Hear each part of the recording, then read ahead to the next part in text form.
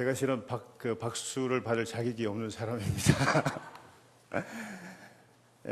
목회자가 용서되지 않는 것 중에 하나가 예배 시간에 지각하는 건데 오늘 지각을 해버렸네요. 제 부모님 댁이 지금 홍천에 있습니다. 그래서 제가 지금 홍천에서 서울을 왔다 갔다 하면서 일을 하는데요.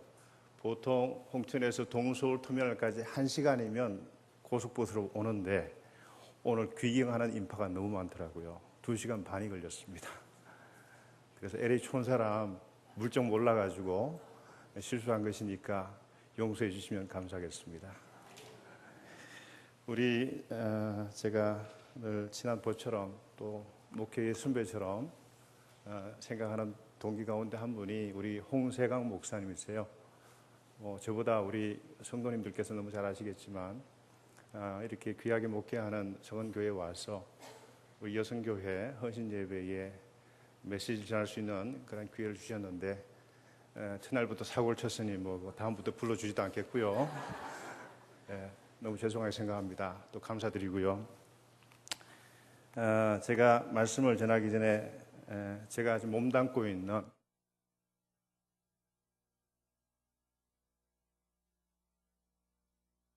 제 학교는 1977년 이민교회 가운데 가장 대표적인 나성영락교회에서 제 학교가 출범했습니다. 올해로 한 37년 역사를 간직하고 있고요. 미주 지역 사회 속에서는 가장 오랜 한인 신학교입니다. 여러분도 아시겠지만 미주 지역 한인 이민 역사가 올해로 111년을 맞이합니다. 그리고 디아스포라 한인 인구가 전 세계에 850만 명이 산지에서 살고 있습니다. 제1지역이 가장 많은 곳이 중국이고요. 한 300만 명. 그 다음이 미국입니다. 미국에 한 200만 명이 살고 있는데 아마 불법 체류자까지 합치면 아마 좀 더 많지 않겠나 싶고요. 그 중에 한 100만 명 정도가 LA 지역 건교에 같이 살고 있는데요. 바로 그 부근에 제 학교가 위치해 있습니다. 제 학교는 속한 교단은 KBCA 교단, 해외 한인 장로회 총회고요. 이 교단은 예장통합 목사님이 세운 교단입니다. 이 때문에 저희 교단하고 예장통합은 자매교단 혹은 형제교단이라 할 수가 있죠. 그래서 많이 교류하고 있습니다. 바로 그 학교의 그 총회에 속한 그러한 학교인데 지금 현재 학생이 한 180명 정도가 있고요. 그래서 LA 지역 자체가 120개의 인종 그리고 문화, 언어가 섞여 있는 북한 문화 도시입니다. 어떻게 생각하면 세계 한 중심부에 위치해 있다 보니까 선교하기는 너무 좋은 그러한 곳에 있는 학교이기 때문에 여러분 한국에 있는 학교가 아니기 때문에 관심 받기라 생각하지 마시고 제 학교도 기도의 대상으로 생각해 주셔서 제 학교가 디아스포라의 가장 대표적인 한인신학교로 우뚝 성장해서 제 역할을 감당할 수 있도록 귀한 선교사 또 목회자를 양성할 수 있는 전문적인 신학교육센터로 자리매김할 수 있도록 우리 성도님들께서 특별히 생각하시고 기도해 주시면 감사하겠습니다. 우리 옆에 분들과 함께 인사 나눴으면 좋겠습니다. 예수님 안에서 청춘 같은 믿음을 간직한 성도가 되십시다 라고 한번 인사를 했으면 좋겠습니다.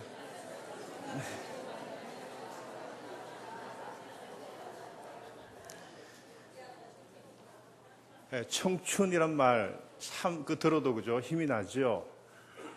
여러분들 육신이 나이가 들면 점점 쇠약해집니다만은 우리의 영성만은 우리의 믿음만은 나이가 든다고 노쇠지지 않습니다. 계속해서 자라갈 수가 있고요. 그래서 나이에 상관없이 우리의 영성을, 우리의 신앙을 어떻게 하면 푸르르게 간직할 수 있을까? 이 문제에 우리가 고민해야 되지 않을까 생각을 해봅니다. 특별히 오늘 여성교회 헌신예배로 드리는데 우리 여성교회 회원들께서 남성교회와 함께 두 축이 되어서 교회를 든든히 세워나갈 때 귀하고 아름다운 역사가 이 성원교회에 앞으로 펼쳐질 거라고 저는 믿습니다. 오늘 제가 이와 같이 인사를 나누고자 한 이유가 있습니다. 오늘 같이 읽었던 유다서 본문에 보면 우리 신앙을 푸르게 하는 네 가지 동사가 나오죠. 그 네 가지 동사는 제가 붙였습니다. 청년 동사다. 그렇게 붙였습니다. 청년의 기준은 뭡니까, 여러분? 푸르름입니다. 활기참입니다. 젊은 친구들 가운데 보면 그런 영적인 기운이 없어요.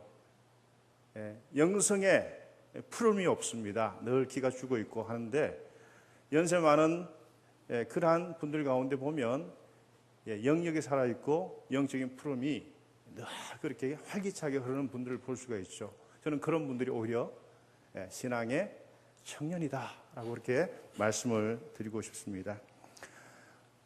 신약 성경 가운데 오늘 우리 같이 읽었던 유다서는 별로 관심을 받지 못하는 그런 책 가운데 하나입니다. 유다서는 한 장으로 되어 있고요. 25개의 절로 나눠져 있고 그 456개의 단어로 구성되어 있는 아주 짧은 서신입니다. 그렇지만 이 서신 가운데는 특별히 우리 21세기 성도님들이 관심 가져야 할 중요한 내용들이 참 많습니다. 거친 세속의 도전 앞에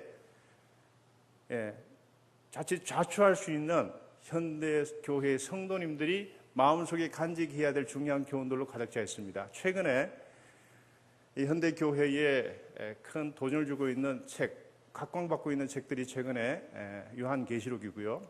또 하나가 야고보서입니다. 또 하나가 유다서인데요. 왜냐하면 종말적 신앙이 많이 쇠퇴해졌죠. 그와 함께 종말론적 신앙이 쇠퇴하면서 교회의 도덕성 문제가 또 심각하게 대두되었죠. 건전한 종말 신앙이 사라지면서 그런 문제가 생겼습니다. 또 말로만 하는 그러한 신앙생활에 많은 도전을 받고 있고요. 그러다 보니까 야고보서가 또 부각되고 있습니다. 유다서도 마찬가지입니다. 어떤 성서학자가 출판사의 부탁으로 유다서의 주석을 집필한 다음에 그 책의 머릿말에 이런 말을 썼다고 합니다. 유다서에 대한 관심이 적은 것은 이해하기 어려운 일이다라고 이렇게 썼다고 합니다. 오늘 본문은 유다서의 중심 구절인데 짧은 말씀이지만 깊은 교훈을 우리에게 던져주고 있습니다. 오늘 본문에는 제가 말씀드린 대로 네 가지 중요한 동사가 나옵니다. 그것을 저는 청년 동사다 말씀을 드렸죠. 다시 한번 저와 한번 같이 읽으실 때에 그 네 가지 동사가 무엇인지를 한번 생각하시면서 같이 읽으시면 좋겠습니다. 20절, 21절 같이 한번 읽어보겠습니다. 같이 읽겠습니다. 시작. 사랑하는 자들아, 너희는 너희 지극히 거룩한 믿음 위에 자신을 세우며 성령으로 기도하며 하나님의 사랑 안에서 자신을 지키며 영생에 이르도록 우리 주 예수 그리스도의 긍휼을 기다리라. 그 네 가지 청년 동사, 그 네 가지 동사가 무엇입니까? 첫 번째가 뭡니까? 세우며, 셋업이라는 거죠. 다음에 기도하며, pray. 세 번째가 지키며, keep. 마지막 네 번째는 기다리라, wait for. 이 네 가지 단어가 참 중요합니다. 세우며, 기도하며, 지키며, 기다리라. 오늘 본문에 나오는 이 네 가지 동사가 제가 말씀드린 청년 동사입니다. 우리를 끊임없이 신앙의 사람으로 자라게 하며 우리 영성을 깨우게 하며 우리 신앙을 흐르게 만드는 그런 동사들입니다. 우리 신앙과 영성을 중단 없이 자라게 하는 청년 동사들이라고 말씀드릴 수가 있습니다. 이 땅에서 우리 육신은 언젠간 끝이 있죠. 그렇지만 우리 영성과 신앙의 성장은 끝이 없습니다. 어디까지 자랄 수가 있느냐? 그리스도에까지 자랄 수 있다. 성경은 우리에게 말씀합니다. 우리가 다 하나님의 아들을 믿는 것과 아는 일에 하나가 되어 온전한 사람을 이루어 그리스도의 장성한 분량이 충분한 데까지 이르니니. 에베소서 4장 31절의 말씀입니다. 내가 어떻게 그까지 자랄 수가 있을까? 나는 별 볼 없는 사람인데 스스로의 자기의 성장에 그것을 제한하는 분들이 많습니다. 그렇지만 그것은 교만이 아니고요. 우리 신앙은, 우리 영성은 그렇게까지 자라갈 수가 있다고 말씀합니다. 우리 인격과 믿음이 그리스도의 장성한 분량까지 자랄 수 있음을 확신하고 그것을 실행할 수 있는 우리 믿음의 성도님 되시기를 축원해 봅니다. 그들이 진정 푸른 신앙의 사람들입니다. 자, 보다 중요한 사실이 하나 있습니다. 한글이나 영어 성경에는 본래 의미가 잘 살아나 있지 않지만 헬라어 원어 성경을 보면 이 네 가지 동사가 무엇을 이야기하고 있는가를 알 수가 있습니다. 모두 2인칭 복수 명령형, 현재형 이렇게 복잡하게 설명을 합니다. 자, 헬라어에서 현재형이라는 것은 계속 진행, 반복의 의미가 있다는 거죠. 중단, 마침이 없다는 이야기입니다. 끊임없이 우리가 이 땅을 떠날 때까지 해야 할 하나의 과제로서 주어진 겁니다. 그리고 또 명령입니다. 다시 말해 계속 세워야 하고 쉬지 말고 기도해야 하며 지켜나가며 지속적으로 기다려야 한다, 이런 말씀입니다. 이 네 가지 단어는 모두 진행형입니다. 우리들은 오늘 믿음 위에 계속 세워야 하며 오늘 성령으로 계속 기도해야 하며 오늘 하나님의 사랑 안에서 자신을 계속 지켜야 하며 오늘 예수 그리스도의 긍휼을 기다려야 한다. 언제까지요? 주님 다시 오실 날까지, 우리가 이 땅을 떠날 때까지.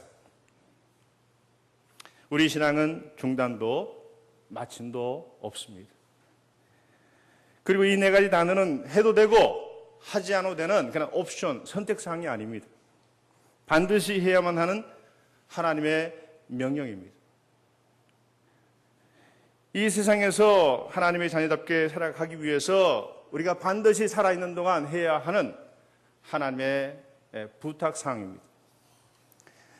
이 네 가지 동사를 가지고 네 가지 우리 신앙의 청년이 될 수 있는 비결을 말씀드리면서 제가 나누고자 합니다. 첫 번째로 우리 믿음 위에 자신을 든든히 세우는 사람들이 되어야 합니다. 저를 한번 따라해 보겠습니다. 우리는 우리 자신을 믿음 위에 든든히 세워야 합니다. 아멘. 먼저 우리가 하나님께 감사해야 할 이유를 본문은 말씀합니다. 오늘 본문 앞 18절과 19절을 보면 파괴하는 자들에 대해 말씀하고 있죠. 제가 읽어드리겠습니다. 18절입니다. 그들이 너희에게 말하기를 마지막 때에 자기의 경건하지 않은 정욕대로 행하며 조롱하는 자들이 있으리라 하였나니. 저는 최근에 교회의 토대가 많이 무너지는 것을 마음 아파합니다. 한국 교회도 그렇지만 이민교회 현장도 마찬가지입니다. 그것은 한국과 미국의 이야기만 아니고요, 글로벌 이슈예요. 전 세계적 경향입니다. 어떻게 하면 복음이 다시 한번 꽃을 피울까? 어떻게 하면 교회가 다시 부흥할까? 이 문제에 대한 고민을 저와 여기 계신 모든 성도님들이 함께 기도하면서 해야 될 때라고 생각합니다. 기독교 2000년 역사 가운데 가장 어떻게 생각하면 큰 위기 앞에 교회가 놓여 있다라고 저는 그렇게 생각을 하고 있습니다. 마지막 때에 나타나는 현상은 경건을 파괴하는 사람들이 많이 일어난다는 것입니다. 현대사회는 경건을 파괴하는 사람들도 있지만 경건한 삶을 살지 못하도록 하나님의 자녀가 자녀답지 못하도록 만드는 그렇게 유혹하는 것들이 우리 주위에 너무 많이 있다는 겁니다.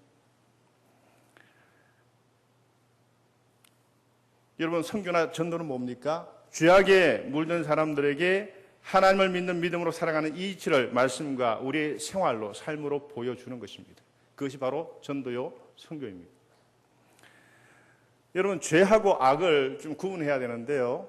죄는 뭡니까? 근본적으로 인간은 하나님부터 멀어질 수 있는 경향을 가지고 있다는 거죠. 그것이 바로 죄입니다. 하나님으로부터 떠난 삶, 하나님을 등진 삶, 그것이 바로 죄입니다. 악은 뭡니까? 그의 파생물입니다. 그래서 죄, 악 같이 붙어 서지만 죄와 악은 그렇게 우리가 다르게 사용해야 된다는 겁니다. 하나님에게서 멀어진 이 땅의 사람들에게 복음을 전하여 하나님을 향해 돌아서도록 하는 것이 뭡니까? 전도입니다. 선교입니다.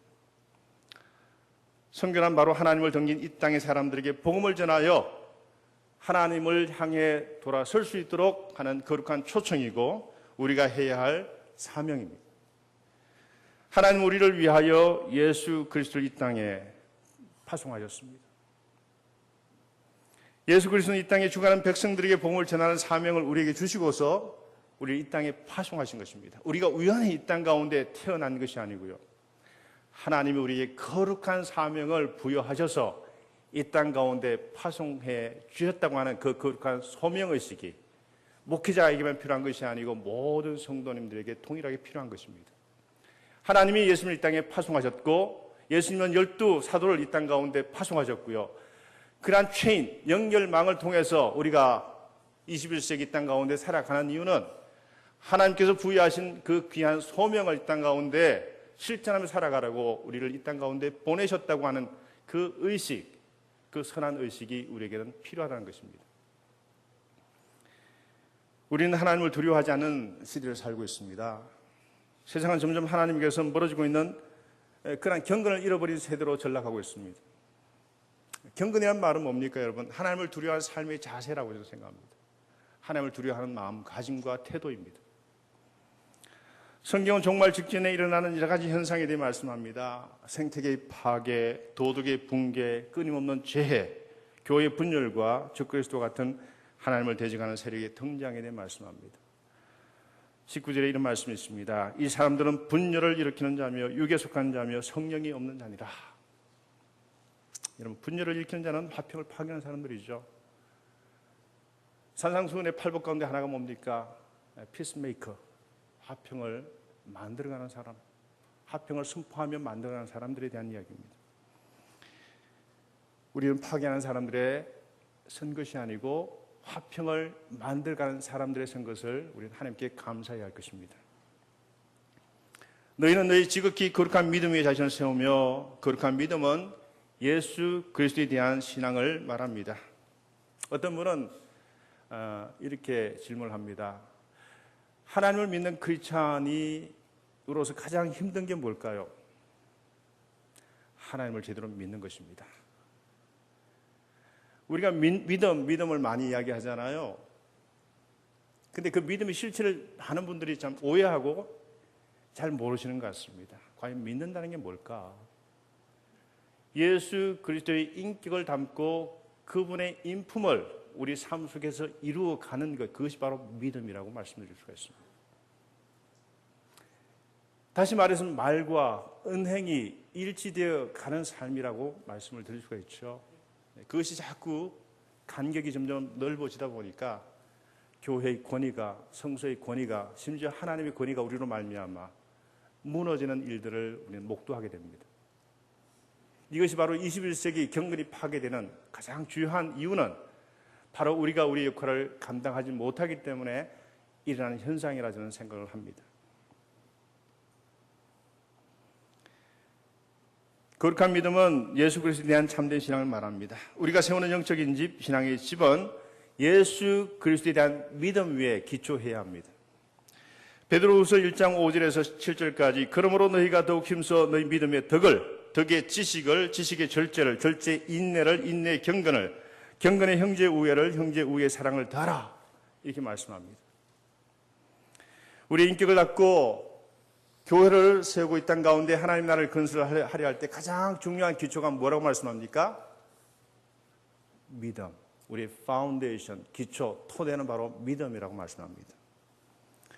신앙생활을 마치 탑을 쌓는 것과 같은 모습으로 말씀하고 있습니다. 1층은 덕의 청, 2층은 지식의 청, 마지막 7째 층은 사랑의 청. 믿음의 탑은 이렇게 쌓아 올린 7층 탑처럼 말씀하고 있습니다. 이 말씀은 너희 믿음에 이런 말씀을 시작하죠. 그 기초는 믿음이라 말씀합니다. 성경에서 말하는 믿음은 거의 대부분이 명사형이 아닌 동사형입니다. 굉장히 액티브합니다. 굉장히 다이내믹합니다. 그리고 그 믿음은 추상적인 단어도 아니고요. 감상적인 차원의 단순한 고백이 아니고 내가 믿습니다. 우리가 믿습니다. 우리 공동체가 믿습니다. 이런 그러한 우리 고백이자 우리 신앙의 액션을 요구하는 그러한 단어입니다. 내가 주님처럼 그 인격을 담고 주님처럼 그 일생 살겠습니다. 고백이자 실제로 그렇게 사는까지 포함되어집니다. 따라서 온전한 믿음이란 우리의 행함으로 완성되는 믿음을 뜻합니다.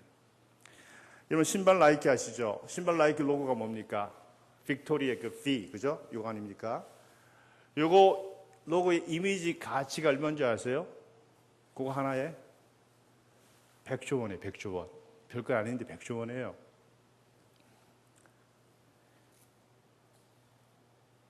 나에게 선전 문구는 뭡니까? Just do it. Just do it. 그대로 행하라. 이런 뜻이거든요. 바로 이 just do it이 믿음을 잘 표현해놓고 있습니다. 믿음은 듣고 본 대로 가서 행하는 것입니다. 즉 신행일치를 말합니다. 앉아서 그냥 사색에만 잠겨 있는 것이 아니고 just do it. 예수께서 말씀하신 대로 가서 실천하는 것입니다. 자, 믿음 위에 자신을 세우는 것은 혼자 힘으로 할 수 있을까요, 없을까요? 우리 개인 신앙의 훈련도 필요합니다만 우리가 공동체, 이 가족 공동체, 신앙 가족 공동체가 왜 필요합니까? 우리 홀로 설 수가 없기 때문에 서로 붙잡고 기도해 줄 수 있는 동지가 있기 때문에 있어야 되기 때문에 서로 위로하고 격려하면서 같이 자라가야 할 그런 공동체가 우리에게 너무나 필요한 절실한 시대에 살고 있는데 서구의 개인주의가 들어와서 공동체가 심각하게 와야 되고 있습니다. 가정이 붕괴되고 있고요. 사회가 질이 멸렬하고 있고 교회 공동체가 무너지고 있습니다. 자, 여러분들 한번 옆에 있는 분들하고 한번 다시 한번 인사 한번 나눠보시면 좋겠습니다. 아무개 성도님, 집사님, 장로님, 권사님, 혹은 목사님 계셔서 저는 참 행복합니다. 한번 그런 인사 한번 나눴으면 좋겠습니다. 여러분 손을 한번 붙잡고요. 따뜻한 청혼이 좀 필요한데 우리 현대교회 성도님들은 그 스킨십을 잘 못하시더라고요. 따뜻한 기운이 좀 흘러가야 됩니다. 아마 홍 목사님이 목회하시는 우리 성교회는 제가 보니까 따뜻한 기운이 철철 넘치시는 것 같아요. 만나면 따뜻하게 인사하고 또 격려하고 위로하고, 그렇죠? 그러한 그 가족 같은 공동체가 우리에게 너무 필요합니다. 제가 살고 있는 LA에서 북쪽으로 4시간 차를 타고 가다 보면 그 국립공원 하나가 나오는데 혹시 미국 방문해 보신 분이 계신지 모르겠습니다만은 그 공원의 이름이 세코야 내셔널 파크예요. 세코야 나무 가운데 가장 큰 나무가 자이언트 세코야인데 이 나무의 무게가 1000톤입니다.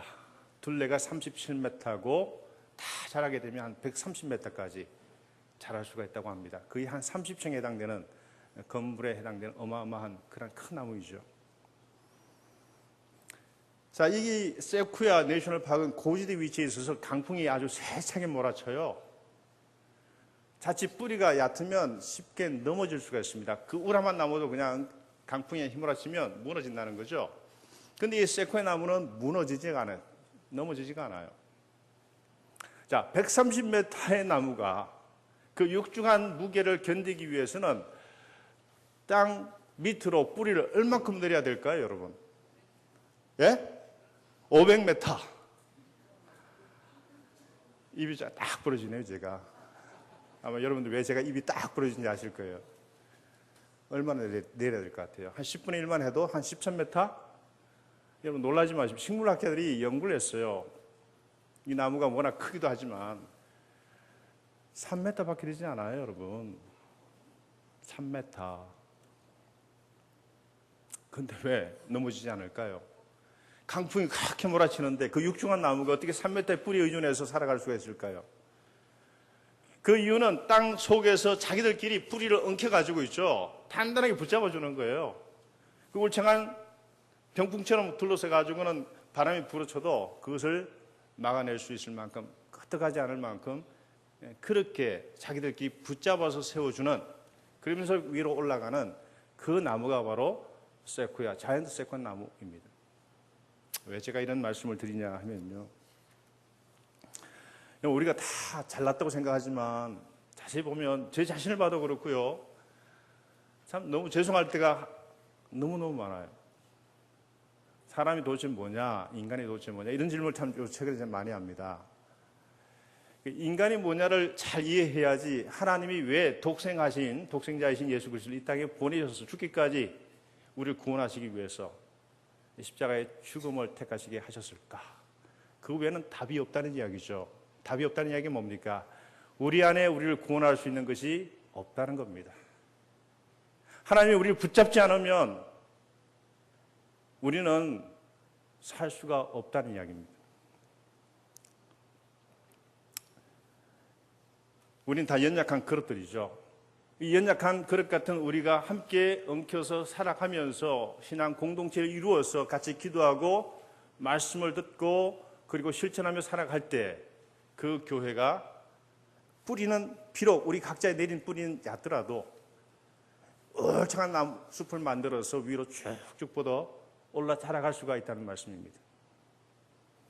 얕은 뿌리조차도 서로 세워주는 버팀목이 될 때 가장 높이 자라는 세코야 나무처럼 우리가 서로 영적으로 연결되어 서로 세워주는 버팀목이 된다면 거친 세속의 바람 앞에서도 우리는 무너지지 않습니다. 그래서 교회 공동체가 가족 같은 공동체가 이 시대에 너무나 필요합니다. 세코야 나무가 서로의 뿌리를 단단히 연결하여 있는 것처럼 교회 성도들도 그렇게 서로 단단히 연결되어 있어야 합니다. 우리 옆에 분들 보세요. 연결되어 있습니까? 따로 떨어져 있습니까? 모래알처럼. 위로 크게 자라도 강풍에 쓰러지지 않는 세코야 나무처럼 성도 간 단단히 연결되어 있는 교회가 세상에 미친 바람 광풍에 맞설 수 있는 그런 강한 교회가 될 수가 있습니다. 믿음의 뿌리로서를 붙잡아주고 세워주는 교회만이 하나님을 향해서 위로 쭉쭉 뻗어 자라갈 수가 있습니다. 우리 성은교회가 그런 교회가 되기를 진심으로 축원합니다. 성은교회가 세코야 나무처럼 위로 쭉쭉 뻗어 자라 올라가면서도 믿음과 사랑의 뿌리로 서로를 단단히 붙잡아 주어서 든든히 서가는 그런 아름다운 교회, 이 지상에서 가장 아름다운 교회가 되기를 원합니다. 저는 교회에 갈 때마다 이런 말씀을 드려요. 여러분이 몸담고 있는 교회가 이 지상에 가장 아름다운 교회입니다. 다른 교회 가봐야 별 볼 일 없습니다. 왜? 하나님이 이 교회를 아름답게 만들어 세우라고 목사님을 보내주셨고 성도님들이 함께 기도하며 세우라고 이 아름다운 공동체를 주셨다는 그것을 믿는 성도가 성숙한 공동체입니다. 둘째로 한번 저를 따라해 봅니다. 우리는 성령으로 기도해야 합니다.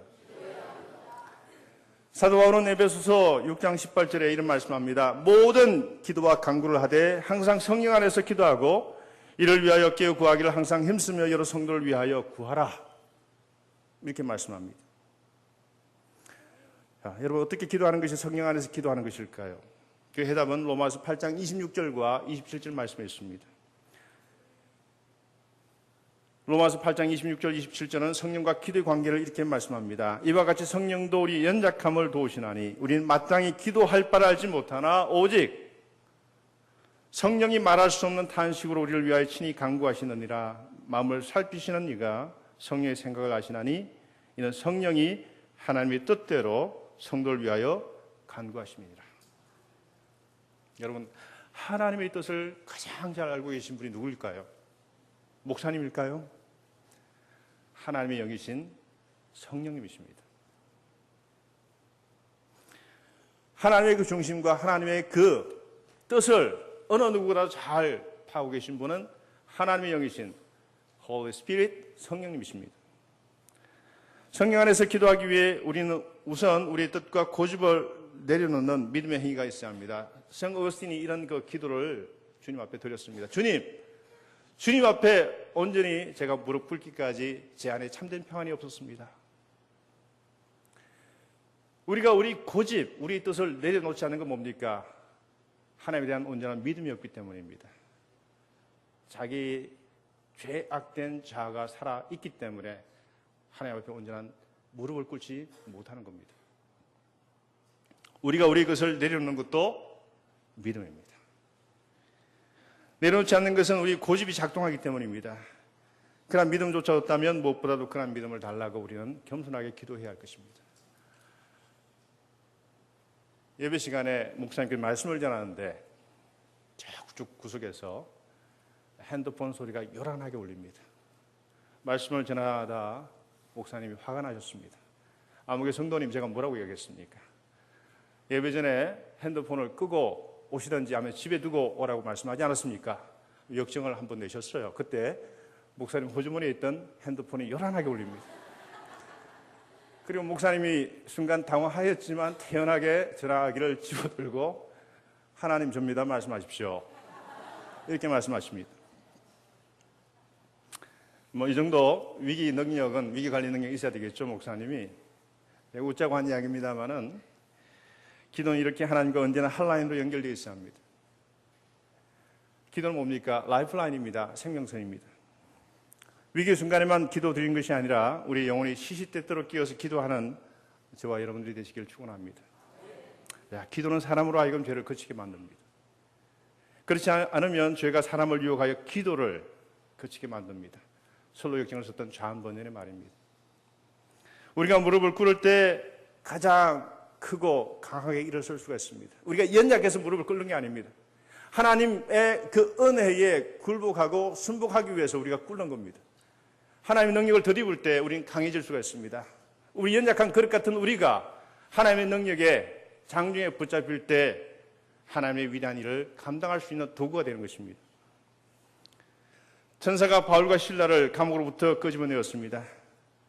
그러나 그들을 실제로 감옥으로부터 끄집어낸 것은 성령이 아닌 그들의 기도였습니다. 여러분, 윌리엄 캐리한 소년 아십니까? 이 소년은 구두 수선공이었습니다. 비록 초라한 아무도 알아주지 않는 그런 소년이었지만 이 소년은 하루의 업무를 시작하기 전에, 자기 주어진 업무를 시작하기 전에 세계 지도를 쫙 펼쳐놓고요, 3가지 표를 일하는 일터에다 붙여놓고 기도로 시작합니다. 그 3가지 표가 있습니다. 첫 번째 것이 Great Vision, 큰 비전을 가져라. Great Prayer, 큰 기도를 드려라. 큰 기대를 걸라. Great Expectation. 이 3가지 표를 놓고 세계 지도를 보며 선교를 꿈꾸며 늘 기도로 구두수선 일을 시작합니다. 구두수선하는 소년이 꾸봐야 바로 이 주인, 구두수선 가게의 주인처럼 자기도 의젓하게 작은 구두수선 가게 하나 장만하는 것이 큰 꿈일 수 있겠지만 이 소년의 꿈은 남달랐습니다. 그는 세계 지도를 품에 넣고 그 당시 아무도 외국에 선교사로 나가는 것을 생각하고 있지 않을 때 선교사로 나가겠다 자원했습니다. 주위에 있는 모든 사람들이 그를 비웃었습니다. 아내도 반대했습니다. 후원자도 없습니다. 그러나 그럼에도 불구하고 그는 인도로 들어가게 됩니다. 후에 선교의 아버지가 된 윌리엄 캐리가 바로 그 사람입니다. 그는 꿈을 가지고 기도했던 사람이었기 때문에 아무나 할 수 없던 그 위대한 일을 해낼 수가 있었습니다. 성령은 우리 기도 생활에서 최고의 선생이며 기도의 동반자가 되십니다. 기도는 성령 안에서 드려질 때 더욱 아름다워지고 더욱 풍성하게 응답되어집니다. 우리 성원교회가 모일 때마다 기도하고 같이 은혜를 나누는 그런 성숙한 공동체가 되기를 축원합니다. 3번째입니다. 저를 한번 따라해 봅니다. 우리는 하나님의 사랑 안에서 우리 자신을 지켜야 합니다. 일상에서 우리를 지킬 수 있는 게 뭐가 있습니까, 여러분? 가족입니까? 가족도 큰 힘이 되죠. 그냥 근본적으로 우리를 지킬 수가 없습니다. 우리 신앙을 누가 지킬 수가 있습니까? 하나님의 사랑과 은혜만이 우리를 지킬 수가 있습니다. 3종류의 사랑이 있다고 합니다. 위로 흐르는 사랑이 있습니다. 그건 월십이라 그럽니다. 경배라 그러죠. 옆으로 흐르는 사랑이 있습니다. 우리는 그것을 애정이라 합니다. 아래로 흐르는 사랑이 있습니다. 그것을 우리는 은혜, 그레이스라고 이야기합니다. 아래로 흐르는 하나님의 사랑인 은혜가 없다면 우리는 한순간도 살아갈 수가 없습니다. 오늘 본문에 나오는 자기를 지킨다는 말은 2가지 뜻을 가지고 있습니다. 먼저 방어, 디펜스, 방어입니다. 성경 원문 풀이를 보니까 여기 지키라, 테레사테란 말은 제2부정 과거 능동태 긴급의 명령, 이렇게 복잡하게 설명을 합니다. 간단히 말씀드리면 아주 절박한 상태에서 내린 급한 하나님의 명령입니다. 그때 이단의 교회 침투가 심각했습니다. 그 당시 교회의 가장 강력한 적, 이단은 바로 영지주의라고 하는 겁니다. 나스티즘인데요. 유다서는 바로 이 영지주의로부터 교회를 보호하기 위해 기록된 성경입니다. 그래서 쉘클레라는 신학자는 반이단적 B다, 유다서를 그렇게 이름 붙였고요. 노라는 신학자는 투쟁의 편지다, 유다서가 그렇게 붙였습니다. 이단들의 침투가 너무 심각해서 유다는 다급하게 그리고 강하게 하나님의 사랑 안에서 자기를 지키라 말씀합니다. 하나님의 사랑만이 이러한 강력한 도전 앞에서 교회를, 나 자신을, 가정을 지킬 수가 있다 말씀합니다. 이단을 좀 더 넓게 생각한다면 우리가 바른 신앙생활을 하지 못하게 만드는 모든 것을 포함합니다. 우리를 하나님께서 멀어지게 하는 모든 것입니다. 이러한 것들로부터 우리 자신을 지킬 수 있어야 합니다. 자기를 지켜 세속에 물들지 않도록 하는 것, 요즘 신앙인들이 가장 힘써야 할 일이 아닌가 생각합니다. 런던 신학대학 출입문에 이런 표가 있습니다. 믿음을 지킴으로써 내가 지켜지도다. 믿음을 지킴으로써 내가 지켜지도다. 유명한 설교가 스폴전 목사님이 하신 말씀입니다. 믿음을 지킴으로써 나를 지킬 수가 있습니다. 믿음을 지킴으로써 가정을 지킬 수가 있습니다. 믿음을 지킴으로써 교회 공동체를 세워 나갈 수가 있습니다. 자기를 지킬 수 있는 사람만이 가정과 교회와 세상을 또한 지킬 수가 있습니다. 현대교회는 세속에 물들지 않는 거룩한 영성을 회복해야 합니다. 이 땅을 거룩한 하나님의 나라로 만들기 위해서 우리 각자를 불러주셨습니다. 여성교회 회원들도 불러주셨고요. 댄들리온 아시죠? 민들레. 여러분 그 댄들리온이 활짝 피게 되면 이제 꽃이 사그라지면 그 위에 뭐가 남습니까? 하얀 보송보송한 그런 씨앗들이 소복히 모여 있죠. 훅 하고 불면 어떻게 됩니까? 온 사방으로 확 퍼지게 되죠. 민들레 홀씨 같은 연약한 우리에게 거룩한 영성으로 옷을 입히시고서 세상 곳곳에 우리를 보내시기 위하여 우리를 불러주신 것입니다. 정말 하나님 뭐가 아쉬워서 우리를 그렇게 택해 주셨는지는 알지 못하겠지만 하나님 수많은 사람들 가운데 우리를 택해 주셨습니다. 그리고 우리를 이 거친 세상 가운데 파송해 주셨습니다. 우리가 비록 이 땅에 살고 있지만 이 땅으로 우리를 보내신 하나님 뜻을 늘 생각하며 사실 수 있는 저와 여러분 되시기를 축원합니다. 앞으로 성은교회에서 믿음의 많은 거인들이 일어나서 쇠퇴해가는 이 교회를 또 한국 교회를 한국 사회를 전 세계를 끌어안고 또 기도하며 선교하고 목회하고 또 다양한 분야에 흩어져서 복음의 영신을 가지고 일할 수 있는 많은 그런 믿음의 거인들이 일어날 수 있기를 축원합니다. 하나님의 자녀나 하나님의 사람들은 하나님의 사랑이란 그러므로 인격이 자라고 하나님이 지키시는 사랑 안에서 믿음이 자라는 사람들입니다. 제가 참 좋아하는 성경 구절 가운데 하나인 로마서 8장 37절에 39절 여러분 성경책 가지고 계시면 한번 펼쳐보시면 같이 읽으시면 좋겠습니다. 로마서 8장 37절로 39절까지 말씀입니다. 제가 좋아한다고 여러분들이 좋아하실지는 모르겠지만 이 시대에 너무나 큰 위로가 되는 말씀이 아닌가 하여 같이 나누길 원합니다. 같이 한번 읽어보겠습니다. 시작. 그러나 이 모든 일에 우리를 사랑하시는 이로 말미암아 우리가 넉넉히 이기느니라. 내가 확신하노니 사망이나 생명이나 천사들이나 권세자들이나 현재일이나 장래일이나 능력이나 높음이나 깊음이나 다른 어떤 피조물이라도 우리를 우리 주 그리스도 예수 안에 있는 하나님의 사랑에서 끊을 수 없으리라. 하나님의 사랑에서 우리를 끊을 수 있는 게 있습니까? 없습니까? 근데 우리에게 필요한 것이 하나 있습니다. 뭐가 필요할까요? 하나님의 그 사랑을, 그 엄청난 사랑을 믿는 믿음만이 우리에게 필요합니다. 그 믿음이 있는 사람에게는 이 놀라운 역사가 일어나게 되어 있고요. 우리 삶 속에서 그것을 날마다 체험할 수가 있습니다. 하나님의 사랑이 나를 지키고 있다. 하나님의 사랑이 나를 붙잡아 주시면 나는 무너지지 않는다. 그래서 장성불량까지 나는 자라갈 수가 있다. 그것을 우리는 믿을 수가 있습니다. 이제 분명합니다. 하나님의 사랑 안에서 우리를 끊어낼 수 있는 것은 이 땅 가운데 아무것도 없습니다. 하나님의 사랑 그만큼 강력합니다. 믿음, 소망, 사랑 그 중에 제일은 사랑이라 말씀하지 않습니까? 이 세상을 만드시고 지금도 살아 계셔서 이 우주를 운행하시는 하나님의 사랑만이 우리를 지킬 수 있음을 믿으시길 바랍니다. 마지막입니다. 절 따라해 봅니다. 우리는 예수 그리스도의 긍휼을 기다려야 한다. 예수 그리스도의 긍휼을 기다려야 합니다. 히브리어로 모태를 뜻하는 라함은 동시에 긍휼을 뜻합니다. 어머니 그 자궁 모태 있죠? 그것이 그 뿌리가, 단의 뿌리가 하나님의 그 긍휼할 때 그 긍휼과 뿌리가 같습니다. 히브리 단어에 보면 이 모태라 하더라도 모태를 다르게 구분하는데, 다시 말해서 그 모태의 생명을 품은 모태를 뜻하는 라함과 모태 안에 생명이 없는 다른 단어가 있습니다. 레헴입니다. 그런데 이 라함과 라카밈이라고 그러죠. 라함과 하나님의 그 긍휼은 같은 뿌리를 두고 있는 단어입니다.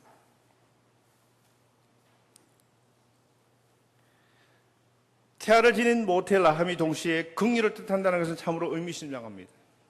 태아를 지닌 모태 라함이 동시에 긍휼을 뜻하는 것은 무엇을 의미합니까? 태아를 품은 어머니의 모태를 한번 생각해 보시길 바랍니다. 모태는 자신과 태아를 분리해서 생각하는 것이 아닙니다. 자신의 일부로 생각하면서 10달 동안 끊임없이 그 탯줄 통해서 많은 자양분을 그 어린 생명에 공급하면서 그 아이가 모태 속에 자라지 않습니까? 그 탯줄을 통해서 끊임없이 어머니의 그 사랑이 공급되어지면서 그 아이는 그 사랑과 자양분을 먹고서 자라게 됩니다. 하나님의 사랑이 어떨까요? 이 지상에서 하나님의 그 긍휼을 가장 잘 표현하고 있는 단어를 든다고 한다면 어머니의 자궁 모태입니다. 그래서 그 단어의 뿌리가 같습니다. 태아를 품고서 모든 것을 아낌없이 공급하고 보호하는 모태처럼 우리를 향한 하나님의 긍휼도 바로 그와 같다 말씀합니다. 단 한순간 하나님의 긍휼이 없다면 우리는 살 수 있는 존재가 아닙니다. 우리가 위기와 고난의 상황에 처해 있는 그 순간에도 하나님의 자비의 손길이 우리 가운데 머물러 계심을 믿으실 수 있기를 바랍니다. 하나님의 그 긍휼이 어머니의 자궁과 그 뿌리가 같은 것처럼 어머니의 자궁이 그 속에 든 태아를 버릴 수 없듯이 우리를 위해 십자가형을 당하는 예수 그리스도의 긍휼을 늘 간절히 삼하고 기다려야 합니다. 우리 성인교회가 예수 그리스도의 긍휼을 기다릴 뿐만 아니라 그분께서 몸소 보이신 긍휼로 이 세상을 복음의 정신으로 섬기시는 가장 복된 교회가 되시기를 축원합니다. 유다는 사랑하는 자들아 라는 말로 오늘 권면과 명령을 우리에게 전하고 있습니다. 사랑하는 자들아. 성경에서 강국한 부탁, 명령할 때 이 말씀을 한다고 합니다. 우리 지금 어떤 건물을 짓고 있습니까? 그 건물을 짓 때 단 한 번밖에 우리에게 기회가 주시지 않는다고 한다면 우리는 어떤 자세로 어떤 마음가짐을 가지고 그 건물을 지어야 할까요? 우리 인생의 집이 그렇고 우리 교회가 그렇고요. 그 건물은 마지막까지 긴장하며 기도하는 가운데 최선을 다해서 지어야 되겠죠. 그런 점에서 오늘 유다서 본문은 4개의 청년 동사를 가지고 푸른 신앙으로 자랄 수 있는 4가지 신앙의 원리를 우리에게 말씀해 주었습니다. 오늘 말씀을 마치기 전에 우리 여성교회 회원들 오셨나요? 다 일으켜 세웠으면 좋겠는데요. 그러면 우리 성도님들과 함께 했으면 좋겠습니다. 저와 함께 구호를 한번 외쳐보면 좋겠습니다. 저를 따라서 한번 이렇게 해보시고요. 소리가 잠깐 다시 할 수도 있습니다. 저를 따라 해봅니다. 거룩한 믿음 위에 나를 세우자. 성령으로 기도하자. 하나님 사랑 안에서 우리를 지키자. 예수 그리스도의 긍휼을 끝까지 기다리자. 이 4가지 신앙동사, 청년동사를 늘 마음에 품으시면서 힘차게 사역하시는 우리 여성교회 회원들 되시길 바랍니다. 그리고 우리 성원교회 모든 성도님 되시기를 진심으로 축원합니다. 기도하겠습니다. 좋으신 아버지 하나님 참으로 감사합니다. 유다서 본문을 통해서 이 시대에 우리에게 가장 필요한 4가지 동사, 그 동사를 늘 마음속에 품으며 내 자신과 우리 자신과 주어진 우리 가정 공동체와 교회 공동체를 든든히 세워나갈 수 있는 복된 성도, 복된 교회 될 수 있도록 하나님 은혜 베풀어 주시옵소서. 참으로 감사드리오며 우리 주 예수 그리스도 간절히 기도드립니다. 아멘.